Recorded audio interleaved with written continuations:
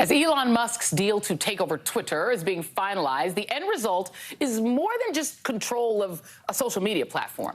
Our nation was founded on the idea that it is we the people who hold the power, and it is we the people who elect representatives to exercise that power. But this latest news shines a light on the plutocratic republic that we are unfortunately very quickly turning into, where it's not we the people, but the ultra-wealthy who wield the power, who control so many of the institutions that have become fundamental to our lives. As David Atkins, a Democratic National Committee member from California, puts it, Elon Musk is trying to buy the conversation. Peter Thiel is trying to buy a dictatorship. Jeff Bezos is trying to buy the marketplace. Mark Zuckerberg is trying to buy our minds. Taxing the rich isn't just about helping the poor.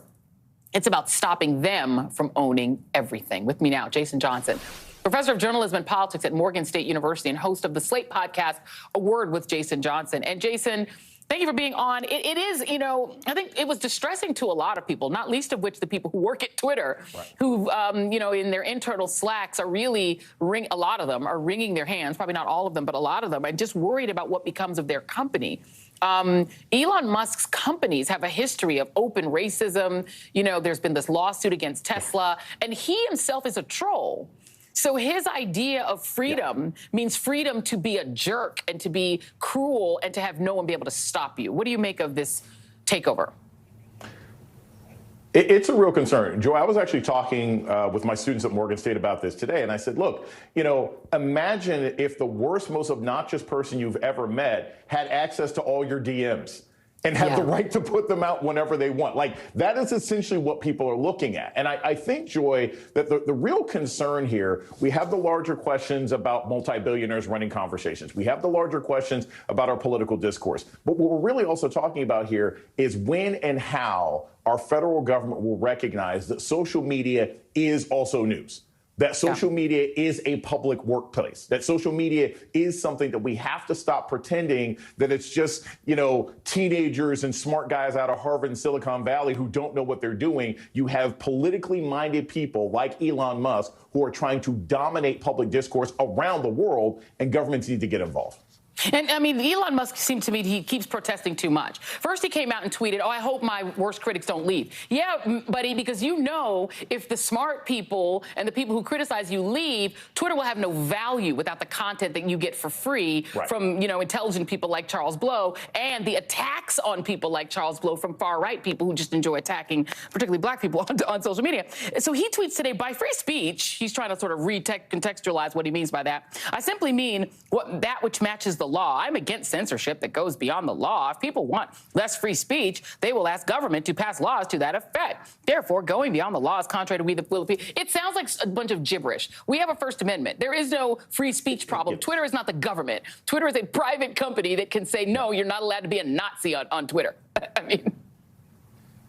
Joy, it's always been trash. I tweeted this. We all know why Elon Musk wants to control Twitter. We know why the right wants to control Twitter, right? They don't want to go to their own club. They don't want to go hang out the honky tonk. They want to go to the club where the cool people are. Correct. And so they know they can't get in unless they buy the entire block. And the problem is, if they just want to come in and hang out with everybody, it's fine. But they want to act like Logan Roy from Succession. They want to come in and dominate everything and push everybody around and frame that as a free speech conversation when really you're being a Bond villain. Well, and the bottom line is, as you said, if they don't want to just be in the club. They are on the, they've been described as being on the outside of the culture looking in through the glass. But they don't just want to come in. They want to come in and be able to punch people in the face and walk around and laugh about it and not have anyone be able to stop them. The thing is, the enjoyment they get out of being in this town square is being able to harass people, being able to attack people. There was a time when people had the double hashtags around their names because they were Jewish, and right-wingers were saying, get in the oven anytime you made any benign comment on Twitter. They attacked women. The misogyny was crazy on Twitter for a while. Elon Musk, I guess he misses the old South Africa in the 80s. He wants that back.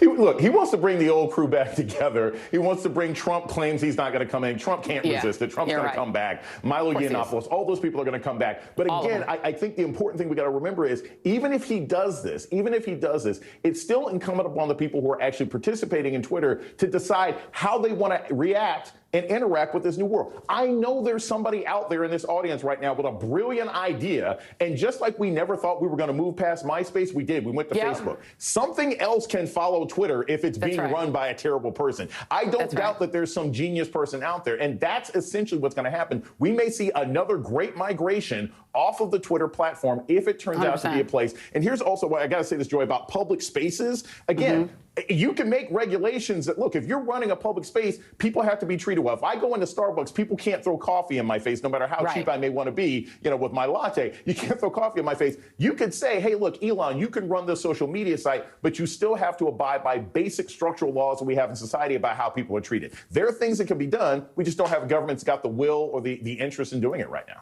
And here's the irony, and I have to go on this, but the irony is if Elon Musk makes this a place where Elon Musk is entirely comfortable with the free speech, it will lose value because people will be like, I'm done. People won't stay. People aren't going to be there to be abused by MAGA. I know y'all think that we have an entitlement to hear you scream at us, but people don't have to stay for that. Baby, they can go. Okay? Anyway, Jason Johnson, thank you very much, my friend. Appreciate you.